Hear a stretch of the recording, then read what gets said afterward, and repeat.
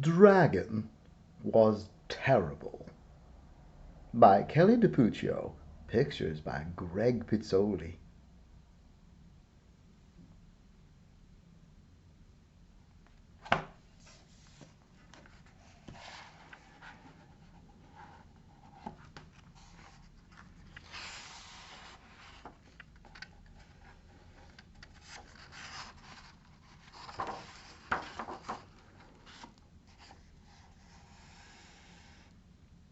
Dragon was terrible.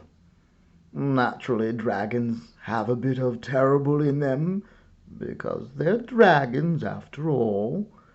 But this dragon here, super terrible.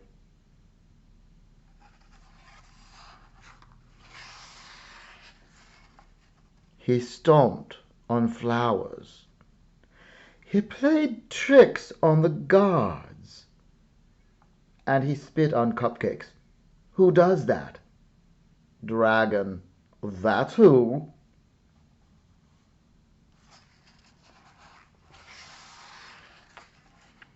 Oh, that's not all. He scribbled in books. He threw sand. And he took candy from baby unicorns. Honestly, that's terrible.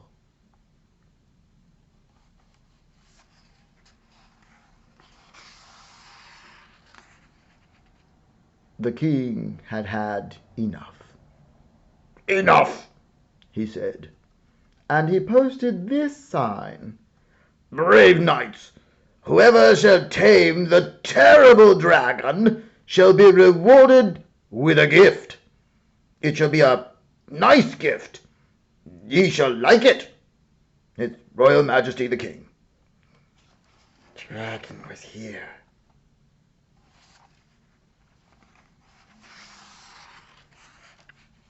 Knights lined up to show off their dragon-taming skills.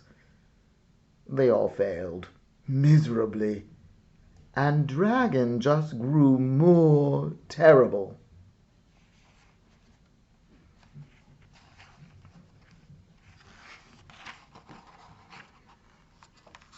He chased fuzzy yellow ducklings around the moat. He teepeed the castle, and he burned every last royal marshmallow to a blackened crisp.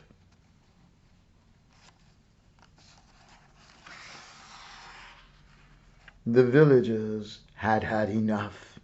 Enough, they said, and they posted this sign. Brave people, whoever shall tame the terrible dragon shall be rewarded with a gift from the king. It shall be a nice gift, we hope. Ye shall like it, perhaps. His Royal Majesty the King. Dragon was here again.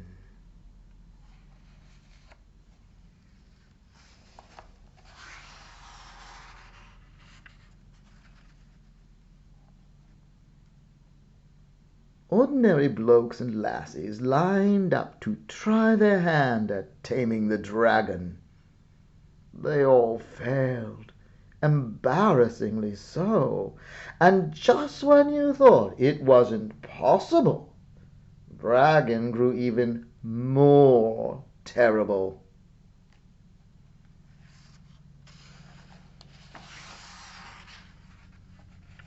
He popped birthday balloons.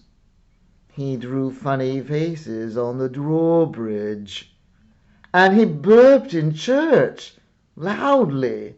Honestly, that's terrible and rude.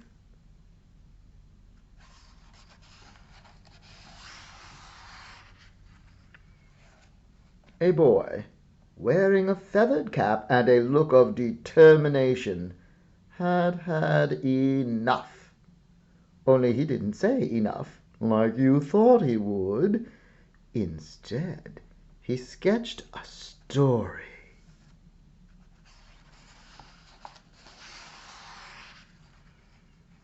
The next day, Dragon followed a trail of marshmallows to a shady tree where the boy was reading.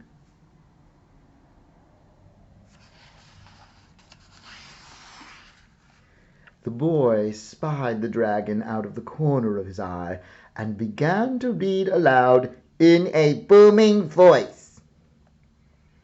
"And then the brave dragon swooped in to save the princess," he said. Dragon stopped in his tracks.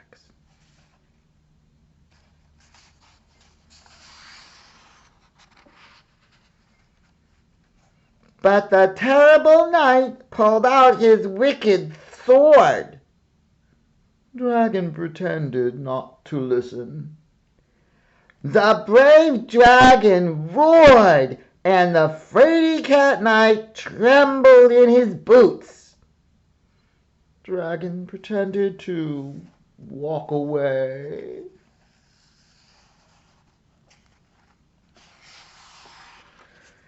A crowd began to gather, and Dragon took cover in a tree. The boy continued reading, page after page after page, until snap, crash! Dragon landed on the ground with a terrible thud. The crowd gasped. The dragon roared.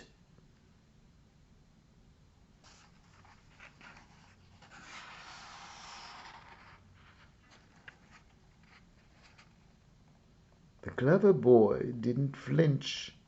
He reached out a hand to the dragon and said, "Would you like to hear how the story ends?" And just when you thought it wasn't possible,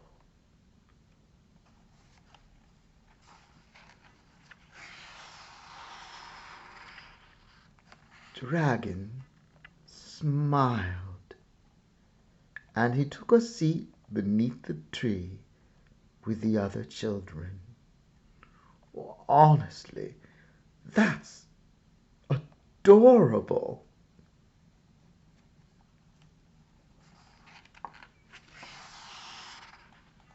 The king cheered. The villagers cheered. The baby unicorn and fuzzy ducklings cheered the loudest of all.